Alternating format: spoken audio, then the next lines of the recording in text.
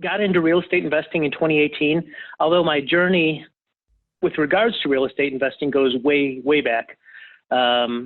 In college, to give you a background of my history, in college, I was one of the lucky people who had grandparents who paid for everything in my college.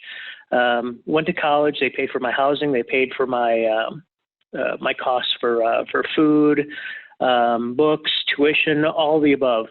And after a few years, I was living in a single apartment, and I had this inkling that I could be doing something with real estate here, given the demand for housing and students in particular, and the prices they were paying.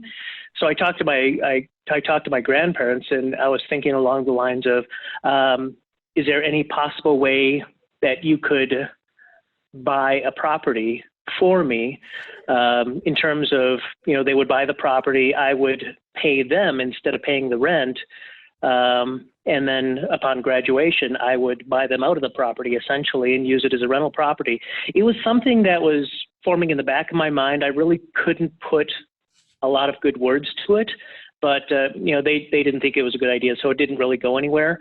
But it was a few years later when I first started working a W-2 job that I was describing this to some friends, and they were like, "Oh, that kind of sounds like Rich Dad, Poor Dad."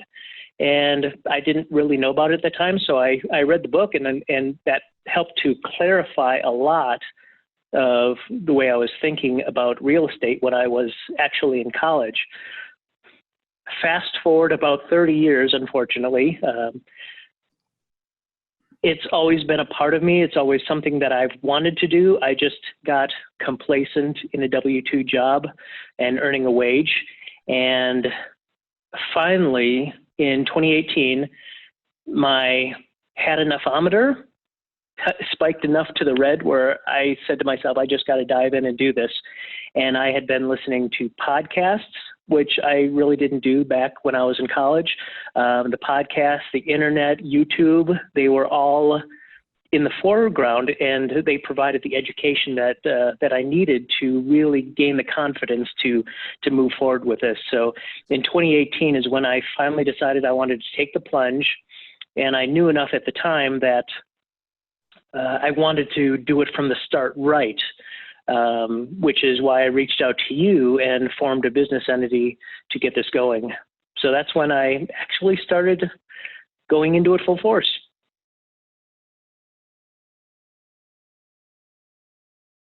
In the past, it was, and I hate to admit it, it was primarily fear, because before the modern day of the internet, we didn't have all these tools like podcasts and access to easy knowledge and education. What finally got me to move beyond that was essentially the turnkey process and that online education. I could, over the course of my career, I was putting a lot of money into a 401k and then moving jobs that became an IRA.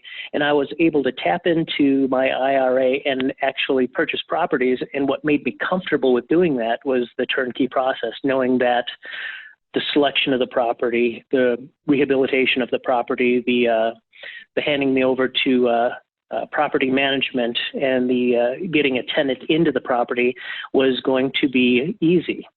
And it was. Everything went very smoothly, and all I really had to do was just supply the money to do it. That got me over that hump of fear so that I could jump into the market and get skin in the game, essentially. Going forward in the future, I might explore a little bit more about acquiring the properties and doing more of the footwork myself, but it was essentially that turnkey process that got me over that hump of fear to actually dive in. It was easy all around. I knew, having watched YouTube and podcasts, that it would be more expensive later on to start investing and then not have the proper structure in place to do it. So taking notes from podcasts and videos, I actually saw you. Well, I should say heard because it was a podcast. I heard you in a podcast, and I had previously been thinking, well, I want to definitely have my properties in an LLC, to have maybe a holding company over those for protection purposes. But when I saw you on the podcast, you were talking about the Series LLC, and it sounded to me like a win-win scenario. It's like, well, it sounds not that expensive. It sounds very straightforward. You'd be handling, and your team would be handling all the details for me. So that's when I gave you a call for the first time to move forward with setting up my entity. This was right before purchasing the properties.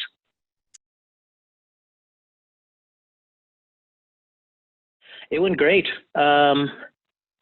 I can't remember. I don't think it was you that I talked to. That very, very first phone call and consultation, I think, was just like 15 minutes or so.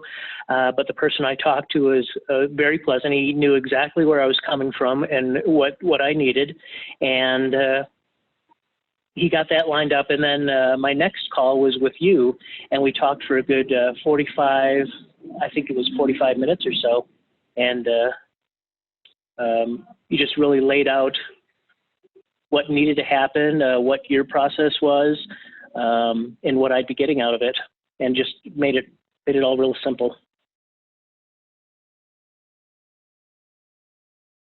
Well, the fact that I saw you in or heard you in that podcast, as well as seeing you pop up all over the place in Bigger Pockets, writing articles, I knew that you were an expert in it, and knew that you really had your stuff together with Series LLCs, and that whole structure just sounded perfect for real estate investing.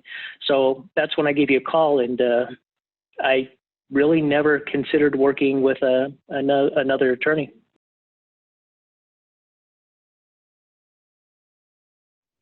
Just the availability. Talking with your people is a very simple process. In fact, I just signed up for a year-end review that I'm going to have in another week or two, just to touch base with your team. But the access to you and your people just made it worthwhile. Whenever I had a question, I was able to write in. I usually like a little bit more to converse via email than anything, but there was always a response. If I didn't send it to the right email, it got forwarded to where I needed to, and I always got my questions answered in a timely manner.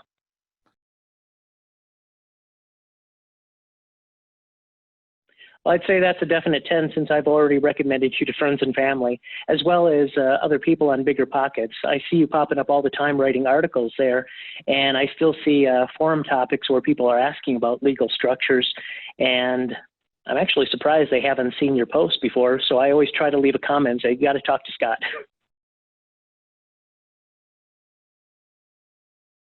I am a big fan of just jumping in. You got to pull the trigger at some point. Don't get lost in analysis paralysis. You have to jump into it.